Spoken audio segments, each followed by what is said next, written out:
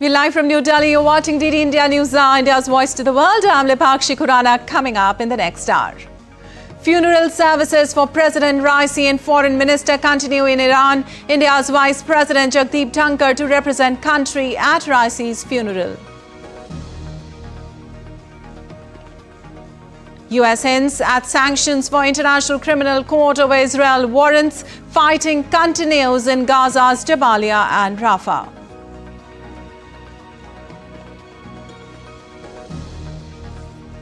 Russia starts exercise to simulate launch of tactical nuclear weapons. Moscow says the exercise is a response to provocative statements and threats of individual Western officials. And Vietnam's parliament elects police minister Tu Lam as country's new president. Tu Lam vows to resolutely continue fight against corruption.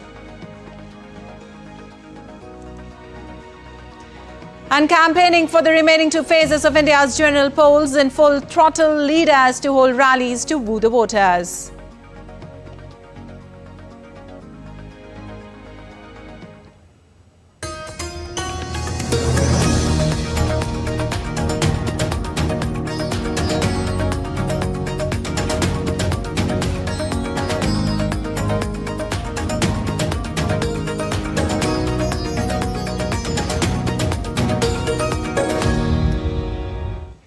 Well, on to the details now. Thousands of Iranians have gathered on the streets of Tehran to mourn President Ebrahim Raisi after he died in a helicopter crash. The mortal remains of Iranian President Ebrahim Raisi and Foreign Minister Amir Abdullahian arrived in Tehran on Tuesday. Soldiers were seen carrying the coffin of the late Iranian President Ebrahim Raisi during his funeral procession. The mortal remains of the two leaders will remain in the capital until Wednesday. Ceremonies will be held across the country before Raisi's mortal remains are buried in the northeastern city of Mashhad on Thursday. President Raisi and 7 others were killed when a helicopter they were traveling in crashed in a mountainous area of Iran on Sunday.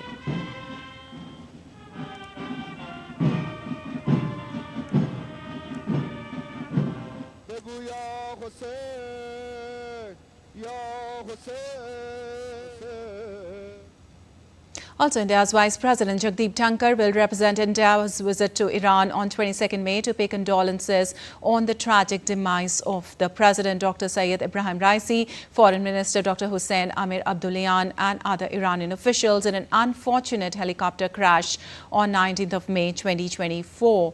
On Tuesday, India declared a day of official mourning in honor of Raisi. President Draupadi Murmu and Prime Minister Narendra Modi have conveyed their condolences to the government and people of Iran.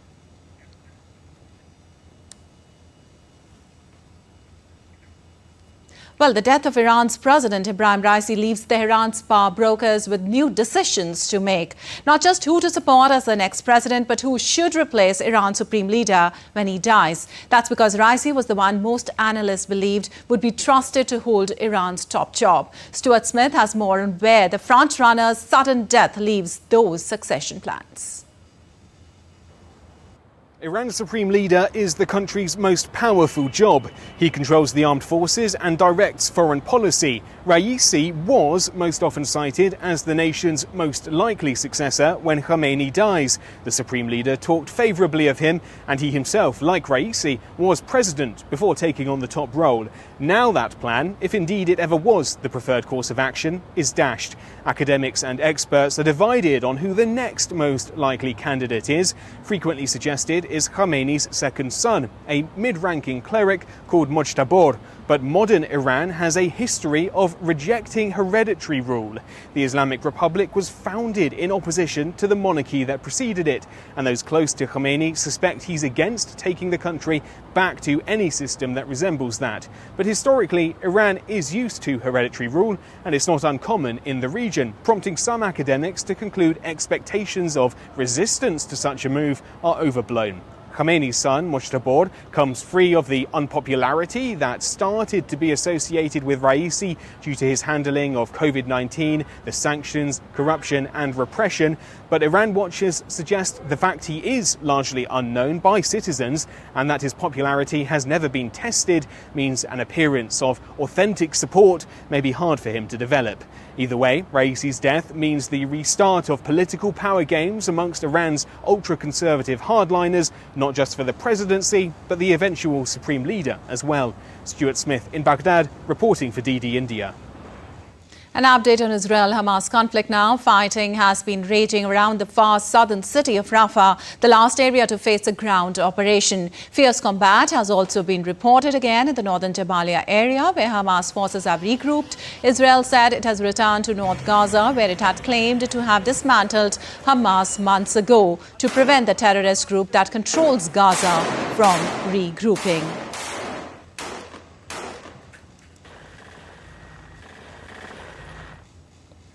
And U.S. Secretary of State Antony Blinken has suggested he will work with lawmakers on potential sanctions against the International Criminal Court as its prosecutor seeks arrest warrants for senior Israeli officials. Blinken told a congressional hearing that he was committed to taking action against the profoundly wrong-headed decision. His comments come amid a Republican push to impose sanctions on ICC officials, which may see a vote as soon as this week. The United States is not a member of the court, but is backed previous prosecutions, including the ICC's arrest warrant for Russian President Vladimir Putin over Russia-Ukraine conflict.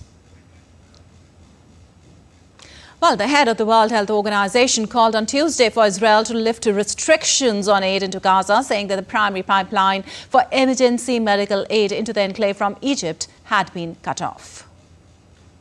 Crossings from Egypt into Gaza have remained closed for 2 weeks, cutting off the primary pipeline for emergency health supplies into Gaza. All over Gaza, the impact of incursions and evacuation orders are being felt. We urge Israel to lift the blockade and to let aid through. WHO has pre-positioned some supplies in warehouses and hospitals, but without more aid flowing into Gaza, we cannot sustain our life-saving support to hospitals and the population.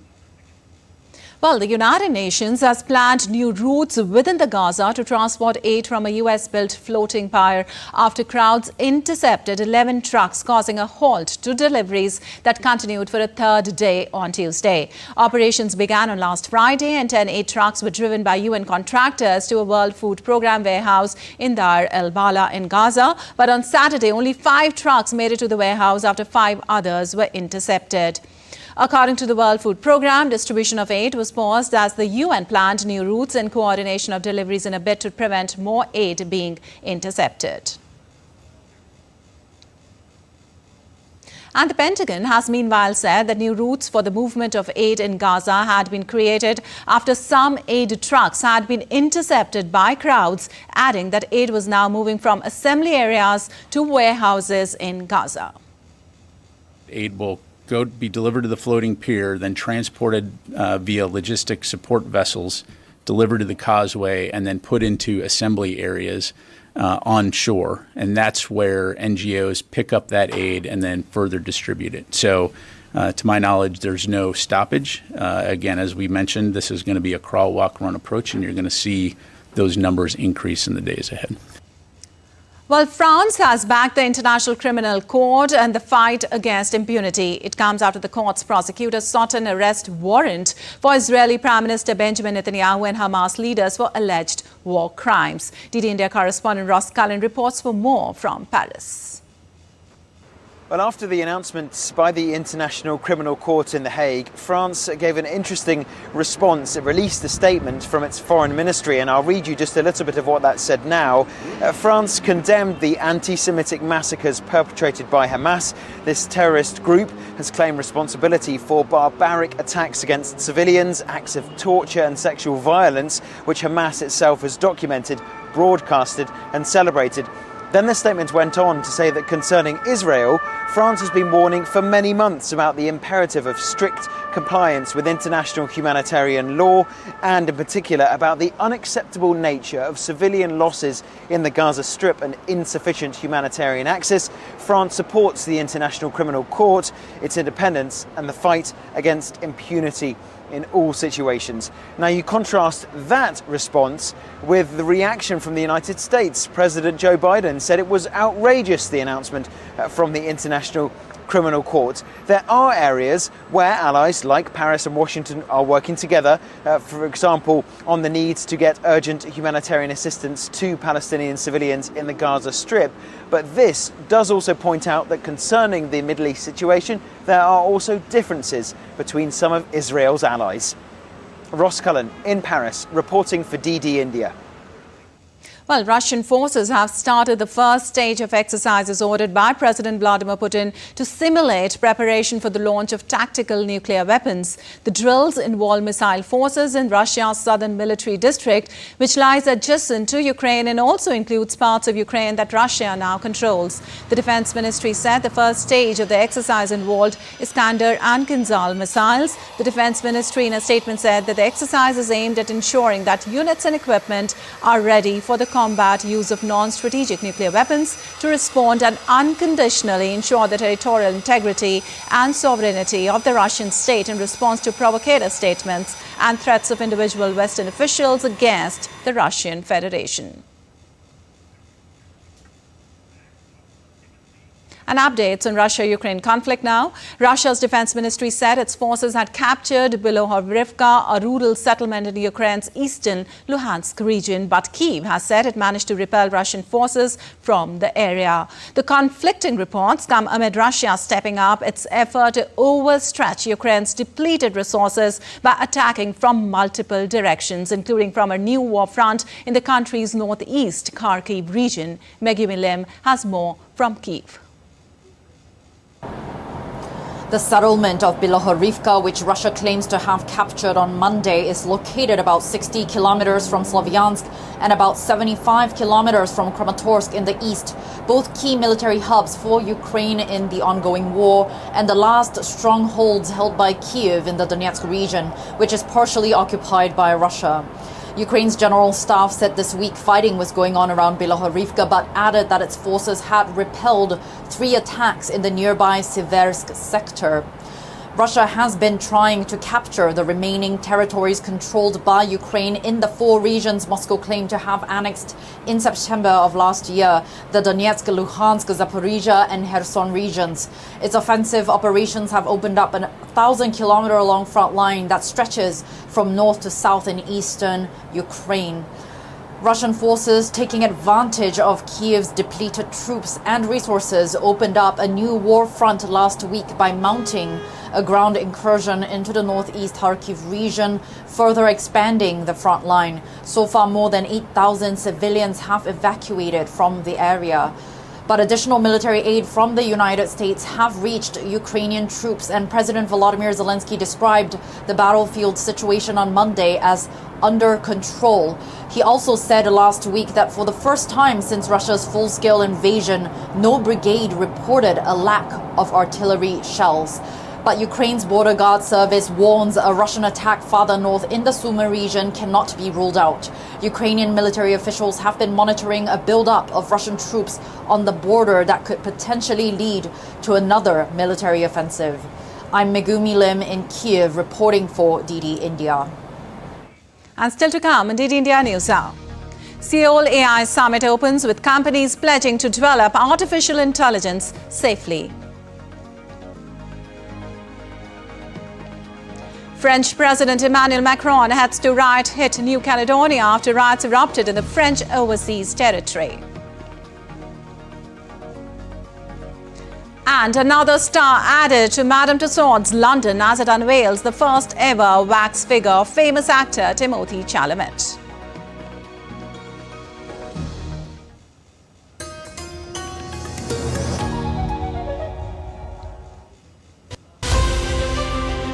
As India decides in the world's largest election, we help you feel the pulse of the nation. I am Sakal Bhatt. I am Shubhendu Ghosh. This election season, join us on a journey of India. We are in Assam. This is the tea city of India. From down south, Tamil Nadu. Discover the colours of democracy. Gateway to northeast of India. Coastal state of Kerala. Watch Poll Pulse on DT India.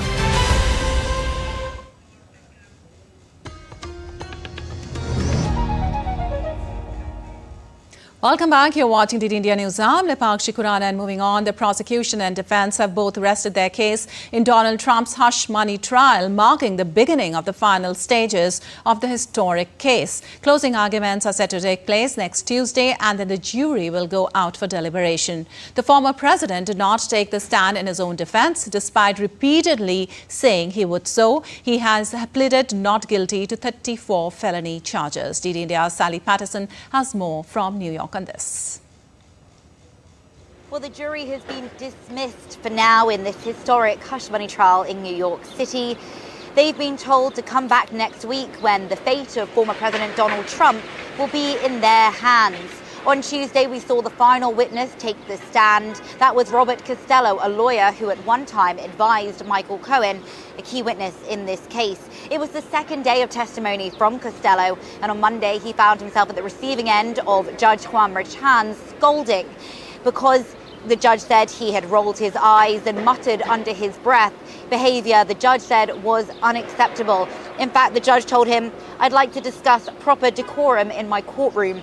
You don't give me the side eye and you don't roll your eyes. Do you understand that?" Well, better behavior from that lawyer on Tuesday, who was the defense's final witness. Then the defense rested its case, just as the prosecution had done earlier this week. The defense only brought 2 witnesses into this trial. The prosecution brought 20. Those included Michael Cohen himself. He's the one who alleges that Donald Trump knew all about the $130,000 payment made to Stormy Daniels, an adult film star, ahead of the 2016 presidential election to keep quiet about an affair she said she had with the former president. Trump has always denied that ever took place. We also heard from Daniels herself. She talked the jury through, sometimes in quite graphic detail, a sexual encounter she said she had with him back in 2006 in a Lake Tahoe hotel room. Again, he denied that ever took place.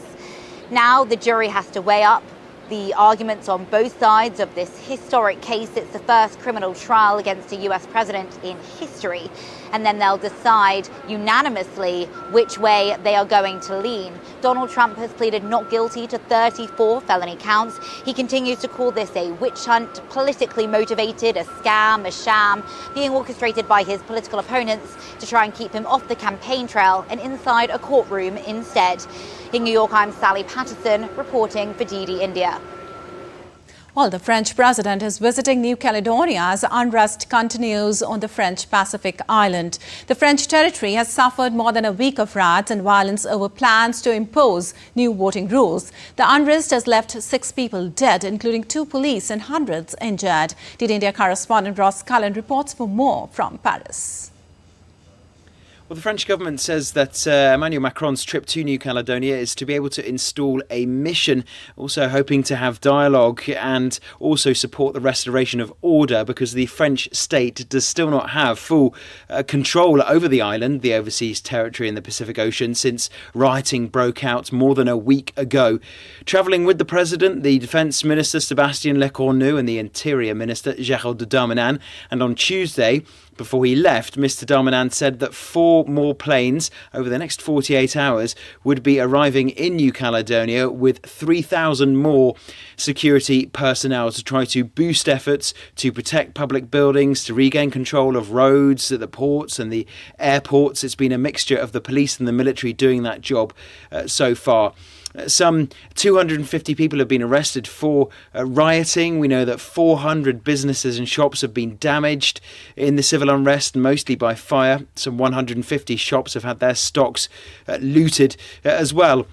Evacuation flights did take off on Tuesday, destined for Australia and New Zealand, but the airport is not yet open to commercial flights, and there will be hopes that the presence of the President Emmanuel Macron on the island can hope to facilitate dialogue and a restoration of order. Ross Cullen in Paris, reporting for DD India. Well, Vietnam's parliament elected police minister Tu Lam as the state president on Wednesday. Lam's election followed the appointment on Monday by Vietnam's National Assembly of its new chairman. Lam spent more than 4 decades in the Ministry of Public Security before becoming police minister in 2016. As head of the ministry, Lam has been a crucial figure in a sweeping anti-graft campaign known as Blazing Furnace, play an essential role rooting out widespread corruption. And lawmakers in Taiwan protested against contentious Taiwan parliament reforms in a dispute about efforts to widen parliament oversight pushed by the opposition. The two main opposition parties, the Kuomintang and Taiwan People's Party, have joined hands to back reforms that give parliament greater scrutiny over the government. That includes a controversial proposal for lawmakers to punish officials deemed to commit contempt of parliament by making false statements or withholding information. The squabble comes as Lai Ching-te took office on May 20th as the new president, facing not only an angry China but also a fractured parliament after his Democratic Progressive Party lost its majority.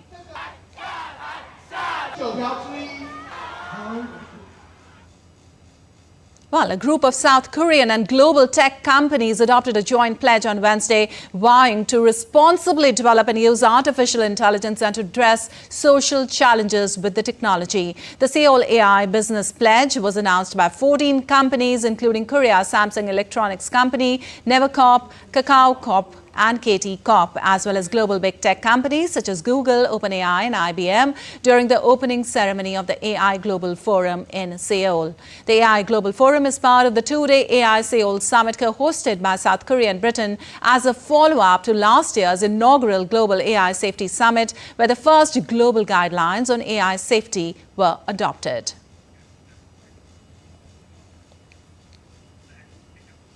And the European Union has passed a historic law regulating artificial intelligence. The AI Act will be rolled out in stages and could result in huge fines for companies that don't comply. DD India's Alex Gardia reports for more from Brussels. Well, this is certainly a historic moment, a moment where the European Union and European governments are trying to keep up with this rapidly evolving technology. It is the first legislation of its kind globally when it comes to regulating AI technology. It will kick in, or at least the first phases of this legislation will kick in about a month's time. It is the first of its kind. It is also concerned about combating misinformation, combating other misuse of data by large AI models. So there will be obligations on transparency, on risk management, particularly for those high-risk AI systems. When it comes to governments, however, it will also restrict their ability to use real-time biometric surveillance powered by AI. All of these things will be rolled out slowly, but nevertheless it is a historic landmark legislation, one that many experts think may have a knock-on effect around the world, because those tech companies, in trying to comply with the EU's AI Act, may change their processes around the world. And this act is also seen as a blueprint, as a starting draft for other countries like India, like China, the United States, who are trying to figure out the level of legislation they want for AI technology.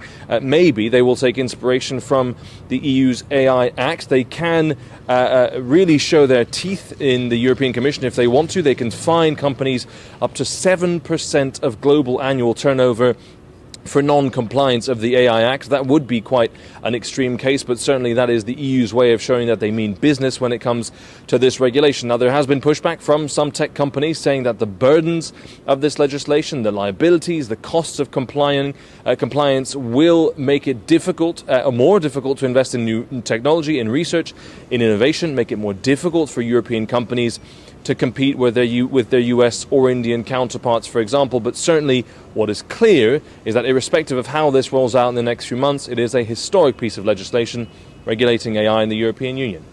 Alex Cadier in Brussels reporting for DD India. Well, moving on, Argentina's government said on Tuesday it would not withdraw its ambassador from Spain after the European country stepped up its diplomatic rebuke of President Javier Milei of Argentina. Spain declared the withdrawal of its ambassador to Buenos Aires permanent on Tuesday. The step was an escalation of its response to Milei's derogatory comments about the wife of Spanish Prime Minister Pedro Sanchez. Spain had already recalled its envoy for consultations and demanded an apology after Milei insulted Begona Gomez at a rally in Madrid. And even as the armed forces struggle with aging equipment, a shortage of manpower and ambitions for a greater regional role, New Zealand's Conservative government will cut military spending by 6.6%. The new budget to be presented on May 30th would put New Zealand's defence spending at 0.9% of GDP, down from 1% in the current year. The cut comes as recent government reports have warned about old equipment and the military has struggled to hire and retain personnel. Alongside those challenges, the government wants to improve the state of the country's armed forces and take on more regional and global missions, as well as investigate a bid to join the Defence Pact. The cuts put New Zealand at odds with many of its traditional partners, such as Australia and Japan, which are ramping up spending in response to China's growing military presence in the region. And in Nigeria, at least 22 people kidnapped by gunmen from the suburban Doordarshan district of Abuja were rescued on Tuesday. Kidnapping for ransom is rife in Nigeria as roving gangs of armed men target people in remote areas, highways and schools. While there have been a few attacks and kidnappings around Abuja in recent years, the incidents have been largely consigned to the outskirts of the city where security is lax. And an outbreak of severe storm leaves behind a trail of shattered homes and farms near Nebraska in the United States. The station reported storm chasers had witnessed at least 2 tornadoes generated by a severe storm system that rolled through the United States. Several homes sustained serious damage from a tornado that struck near the rural community on the outskirts of Nebraska City. Well, stranded for nearly 3 weeks by record flooding in southern Brazil, indigenous communities resist government calls to evacuate from sacred ancestral lands. Heavy rains have battered Rio Grande do Sul since late April, causing historic floods that have killed over 160 people. And now let's take a look at other stories making news around the world. Madame Tussauds London unveils the first ever wax figure of famous actor Timothée Chalamet. The famed museum and tourist attraction says it took expert artists 9 months to create the figure. The 28-year-old American-French actor, who shot to fame for his varied roles in films including Little Women and Dune, is known for his edgy red carpet style. The U.S. Coast Guard successfully rescued 6 individuals stranded on a raft after their 27-meter schooner sank 32 kilometers north of Great Inagua. The rescue team found the survivors clinging to a little raft, their schooner having sunk due to unspecified reasons. The operation involved a coordinated effort utilizing both aerial and maritime resources to locate and retrieve the stranded individuals. A powerful explosion ripped through an apartment building in the western German city of Düsseldorf early on Thursday. The explosion left 3 people dead and 16 others injured. Cause of the explosion inside the ground floor kiosk of 6-story building was not immediately known. According to the fire department, more than 100 firefighters were deployed to the scene, while the criminal police have taken up an investigation.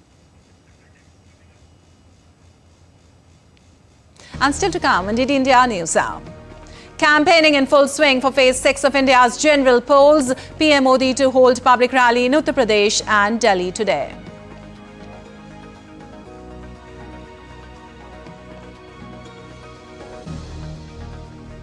We'll tell you how social media is impacting the political landscape as elections are in full swing. And we pay tribute to Raja Ram Mohan Roy, considered father of modern Indian Renaissance, on his birth anniversary today.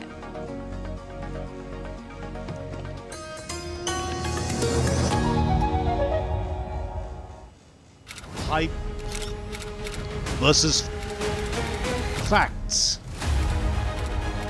in-depth news and analysis with experts who will help you decide why this election matters. DD India is the main election headquarters with numbers most accurate, data most reliable, and viewership across the platforms. Stay tuned to the Great Indian Election only on weekdays at 8:30 p.m. IST and 1500 hours GMT.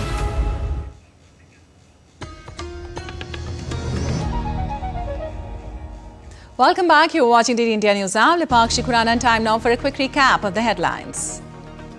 Funeral services for President Raisi and Foreign Minister continue in Iran. India's Vice President Jagdeep Dhankar to represent country at Raisi's funeral.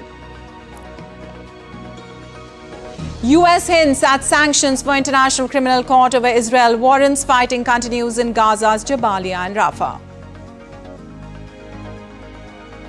Russia starts exercise to simulate launch of tactical nuclear weapons. Moscow says the exercise is a response to provocative statements and threats of individual Western officials.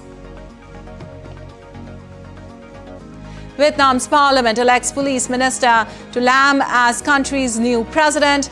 Lam vows to resolutely continue fight against corruption. Campaigning for the remaining two phases of India's general polls in full throttle. Leaders to hold rallies to woo the voters.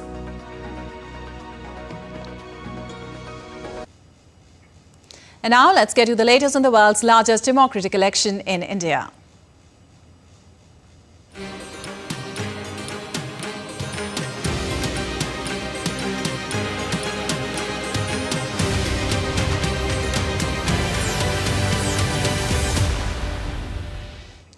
Well, the sixth phase of the general polls is all set to take place on May 25th in 57 constituencies. The sixth phase will cover 7 states and union territories. In this phase, a total of 889 candidates are in fray. In this phase, polling will also be conducted in Jammu and Kashmir's Anantnag-Rajouri Lok Sabha constituency. Last month, the Election Commission of India revised the polling date in the Anantnag-Rajouri Lok Sabha seat from May 7 to 25th of May due to logistical, communication and natural barriers related to connectivity. The counting of votes for all polls will be done on the 4th of June.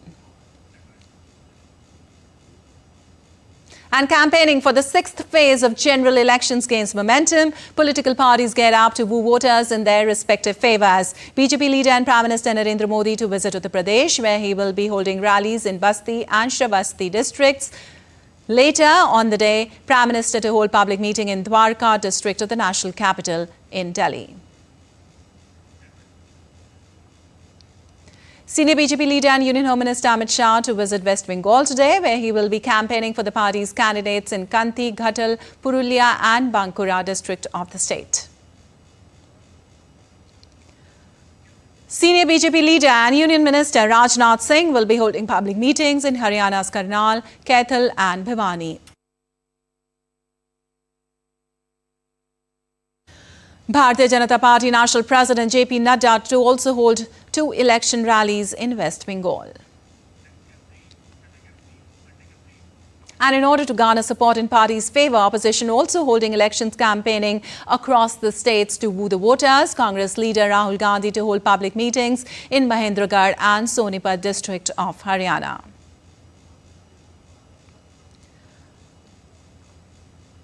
Congress leader Shashi Tharoor to hold press conference on important issues in connection with the Lok Sabha elections in Delhi.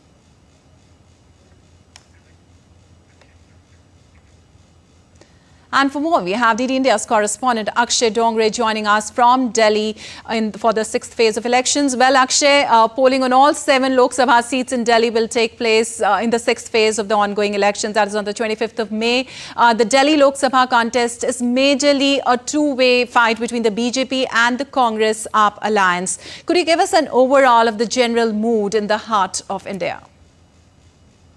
Well, Lipakshi, yes, you are right that the competition has become from a triangular one to election between these two factions. Now the NDA contesting against the India Alliance, that is formed up of Congress Party and the Aam Aadmi Party. So that is perhaps one of the challenge for the BJP that these two major forces have come together to counter the Bharatiya Janata Party, a stronghold that is New Delhi, that is the entire union territory of Delhi, in fact, when it comes to the Lok Sabha elections. Because in the last two general elections in India, BJP has swept all the 7 seats in Delhi. It is not just in 2019, but in 2014 elections as well. So that is perhaps the reason why Congress and the Aam Aadmi Party have come together to give a better fight to the Bharatiya Janata Party in these elections. However, when you talk about the local issues, they are not of much relevance in the Lok Sabha elections when it comes to Delhi, because the city has voted differently for different elections. When it comes to the MCD elections, it had a Bharatiya Janata Party for a very long time. Then now it has voted for the Aam Aadmi Party. When it comes to the Legislative Assembly elections, the Aam Aadmi Party has been ruling Delhi for the past 10 years. And when it comes to the Lok Sabha elections, then Delhi votes completely differently and has elected all 7 out of 7 BJP candidates. So this time around, what we can expect is some sort of challenge being given through consolidated votes and party workers of both the Aam Aadmi Party and the Congress Party. However, these parties also have a challenge to, in fact, convince their party workers and their voters to vote for each other. For example, Congress worker to vote for the Aam Aadmi Party and the Aam Aadmi Party to vote for the Congress Party, given the fact that these two parties have been strongest rivals in Delhi for power for the last 10 years, where it was the Aam Aadmi Party that uprooted the Congress Party from ruling Delhi. So that is going to be a challenge for these parties. It remains to be seen that while appeals have been made by the Congress leaders, by the Aam Aadmi Party leaders to give a united fight to the BJP still seems to have a stronghold when it comes to the national affairs, national issues, where the people are generally preferring the BJP this time around, given the fact that they have already chosen the Aam Aadmi Party at the Legislative Assembly.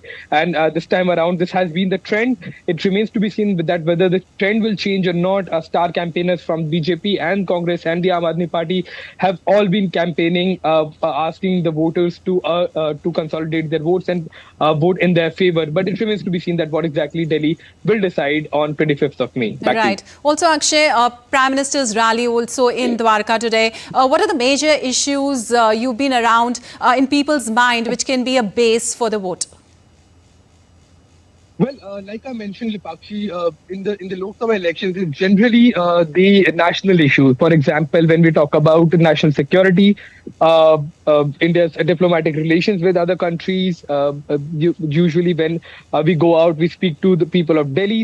They talk about a G20 that was held in Delhi, the G20 Leaders Summit. So that has left quite an imprint on the people of the sort of geopolitical advances that India has made in the last 10 years. Under the Bharatiya Janata Party's government, because they had a strong majority government, could take decisions of their own.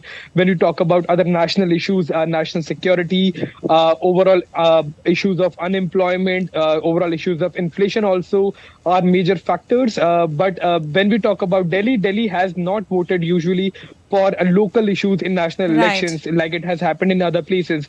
So national issues are most important, perhaps, when it comes to the Lok Sabha elections. And that is why the results have been so poles apart when it comes to Legislative Assembly elections and the Lok Sabha elections. Right, national issues on people's mind. Thank you so much, Akshay, for joining us and giving us that update from there.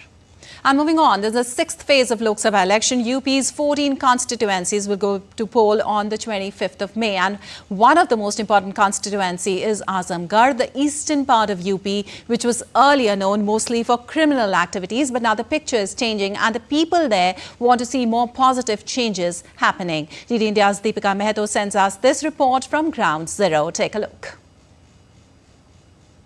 Azamgarh is one of the most important constituencies out of the 80 different constituencies spread across Uttar Pradesh.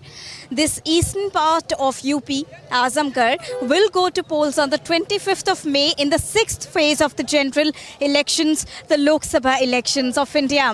Now, what makes it so important is the fight between BJP and the BSP, and also the kind of voters we have here. There are around 80% voters which are rural voters here, and the rest are the urban voters. But at the same time, it is also interesting to see if the voters are really excited to come out and vote come the 25th of May in the 6th phase of the general elections. Let's figure out.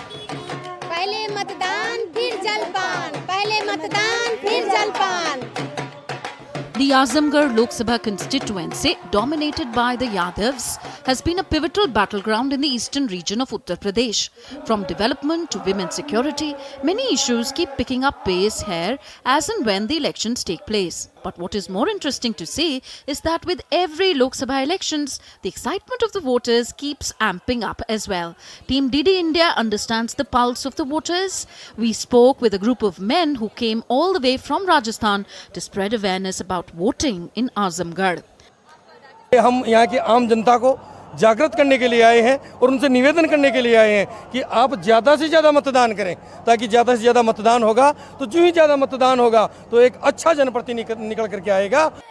While people are coming from across India to spread voting awareness, the youth of Azamgarh says that they want to see job opportunities, better facilities and infrastructure in the region. हम चाहते हैं कि यहाँ पर फैक्ट्रियाँ खुलें, यहाँ पर बड़े-बड़े स्टेडियम बने. जो युवा हैं कसरत करते हैं या फौज में जाना चाहते हैं, उनके लिए भी विद्यालय की स्थापना हो और युवा के भविष्य का निर्माण होगा तो समझिए कि देश के भविष्य का निर्माण होगा. The temperature is soaring here hour by hour in Azamgarh, but nothing is dampening the spirit of the voters. We spoke to a group of women who said that the picture has changed here in Azamgarh and women feel safe. बहुत बदलाव देखे हैं. महिलाएं सुरक्षित नहीं थी, बहुत ज़्यादा गुंडागर्दी थी सपा और बसपा के राज में. लेकिन पूज्य आदित्यनाथ योगी जी महाराज जब से आए हैं तब से हम महिलाओं को काफ़ी सुरक्षा मिली है और हमारी बेटियां भी पढ़ पाती हैं. So there you heard those vibrant ladies, those beautiful ladies who've come here in this peak afternoon. It is really hot in Azamgarh, but they are all excited. Nothing is beating their enthusiasm because they want to go and vote on the 25th of May. They do understand the importance of vote and they want to see development as the main agenda here in Azamgarh of Uttar Pradesh. With camera person Sanjeev, this is Deepika reporting for DD India. Well, as India progresses to its voting process, the impact of social media on its political landscape is more evident than ever. Ayushi Ahuja brings us a special report on how these digital dynamics are shaping the future of our democracy. As India is halfway to its voting process, the digital battleground continues. Social media platforms have become a new frontier for political warfare, where every like, share and comments holds the potential to sway political opinion of the voter. Social media has transformed the political landscape, with parties and candidates battling for online supremacy. From targeted advertisements to viral content, every aspect is meticulously crafted to sway voter sentiments. But what impact does this have on electoral outcomes? This is what the voters feel. On social media, whatever I see, I do tend to believe it, and I see where all of this is leaning towards, and my opinions are also scaled towards that. Social media surely helps us out in letting us know that who is good, who is bad. I have heard a campaign going on which is vote ka jawab, jail ka jawab vote se. So I heard it through the social media only. On one hand, social media has revolutionized the way political parties connect with voters. Platforms like Facebook, Instagram, WhatsApp, and X, formerly known as Twitter, have become essential tools for campaigning, with parties and candidates leveraging them to spread their message, mobilize support, and discredit opponents. If I open my Facebook or my Instagram today and I see something inflammatory or maybe even a fake news or a hate speech, and I'm voting in a few hours or the next day or the next week, it will have a direct impact on what I might vote. If you are going by what people are saying online, then you might not be choosing the right candidates. You might not be going for the right thing because you're just swayed by what people are collectively doing. If someone is in favor of something, then he will obviously show the good things of them, but then the other side show the bad things of them. So it's difficult to form an opinion. On the other hand, social media raises concern about misinformation, hate speech, and voter manipulation. Fake news spreads like wildfire, making it challenging to discern fact from fiction. With millions of Indians active on social media, the stakes are high.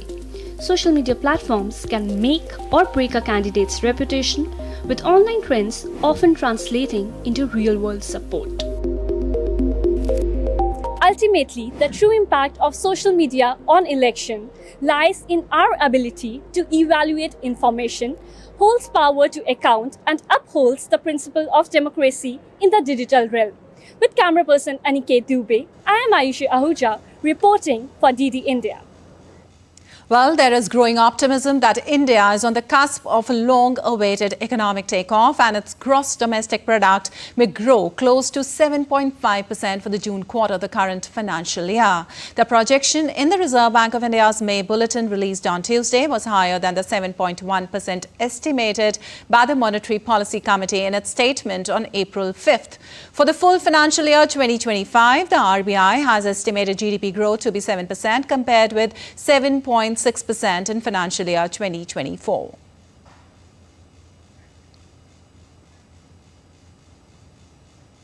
And now time to get you all the glitz and glamour from the Cannes Film Festival.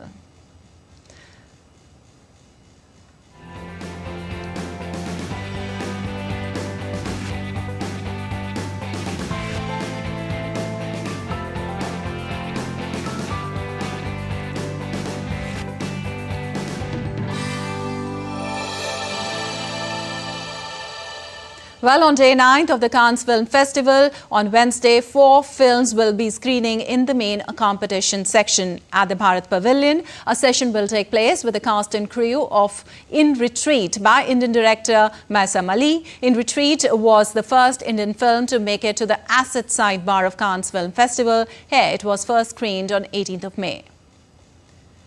Also on day 8 saw the screening of FTII student Chidanand Naik's short film Sunflowers were the first ones to know in the last and F section of the festival. Made by students of the Film and Television Institute of India in Pune, it is competing against 17 other films from various countries. The winner will be announced on the 23rd of May.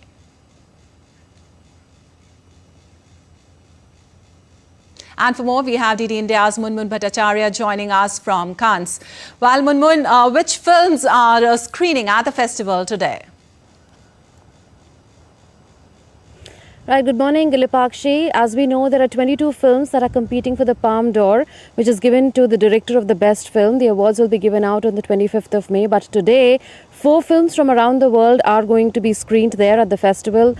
None of them is an Indian film. An Indian film, All We Imagine Is Light by Payal Kapadia, will be screening tomorrow, that is on the 23rd of May. Now, talking of the 4 films that are screening today, there is the film Marcelo Mio by Christopher Honoré. Christopher Honoré is a French director, and this is around a story of impersonation. There's an actress who one day decides to be like her father and does everything like him, speaks like him, dresses like him, even breathes like him, and carries out a very convincing act of impersonation. Then there is Parthenope by Italian director Paolo Sorrentino. This is around a very beautiful woman who hopes to want to be known by something other than her looks. Besides that, there are 2 other movies. There is Grand Tour by Portuguese filmmaker Miguel Gomes. Now, this is around a man called Edward, who's a civil servant in the British Empire, who runs away the day his fiancée arrives to get married, and then panic gives way to melancholy. He starts questioning his own existence, the reason of his existence. He wonders what has happened to his fiancée, and then his fiancée goes on a trail of him, quite amused by his move and determined to get married to him. So that's the 3rd movie. The 4th movie is Motel Destino. That is by Brazilian director Karim, and this is around a motel in the northern Brazilian coast, wherein a man arrives who's on the run from the police, as well as a gang that he's let down apparently, and there's a couple who's running that particular motel. The lady in that couple allows him to stay, is quite intrigued by him, and then starts a dance of both power as well as of desire. And then there is an escape towards freedom. So that is broadly the storyline as far as these 4 movies are concerned. And like I said, tomorrow will be the big day for India because All We Imagine Is Light is going to be screened. All right. Also, director Mesam Ali is coming to the Bharat Pavilion today. Could you tell us more about his film In Retreat? Yes, he is a student of FTII. He's an alumna of FTII, and In Retreat has been screened in the Acid sidebar of the Cannes Film Festival. This is not strictly speaking part of the Cannes Film Festival, but it is a sidebar wherein films which are small budget, which are independent films are actually screened so as to give them a push. So basically the idea is to promote small filmmakers, independent filmmakers that are not backed by big budgets or banners. So In Retreat is one of them. Like I said, Mesam Ali is an FTII student. He almost had no money, he said, to make the film, and the crew worked for free for him because he knew all of them because of his FTII days. They were all related to him in FTII. Now this film has been set in Ladakh, but interestingly does not bring out the beautiful side of Ladakh, the picturesque side of Ladakh, but instead brings out its grim beauty. Now this film has been shot sometime in October, November of a particular year, and thus he spoke about how cold it was when the film was being shot. And he said that he'll be going back to Ladakh to show the film, and as far as future screenings are concerned, he's looking at festivals for future screenings. He's looking at limited release in various territories, and he's also looking at release on OTT platforms in India. So it's a very interesting take. Many questions are left unanswered for deliberate reasons. So it is a story which is around sadness, around mystery, and not the usual tourist side of Ladakh that we see, you'll get to see in it. All right, Munban, thank you so much for that update from Cannes. You're watching DD India News and time now for some sports news.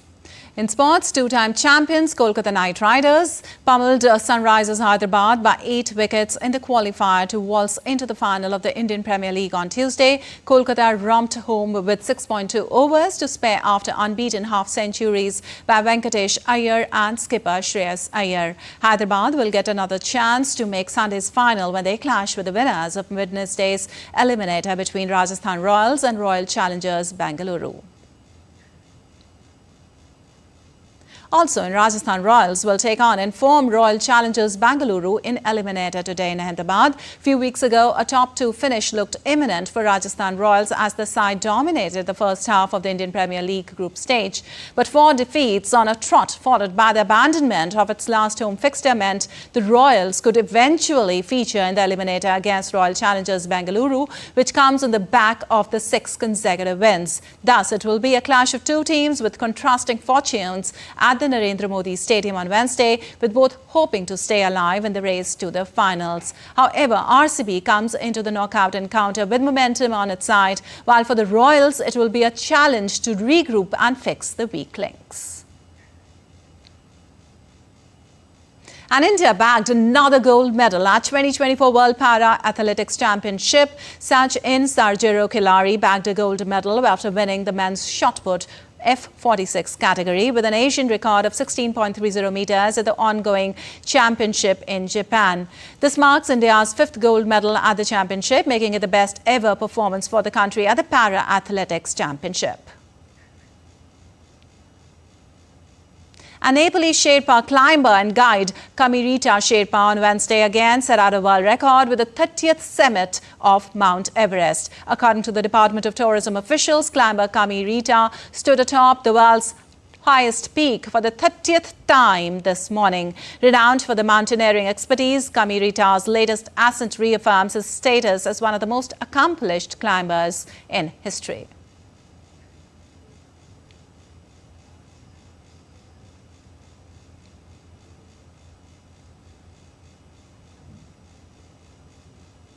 All right, that's all for this edition of DD India News Hour, but let us know your thoughts on the news of the day. For those on the go, you can get all the latest news and updates from India and across the world on the DD India mobile app. The app is available on both Android and iOS platforms. Scan the QR code on the screen to download now.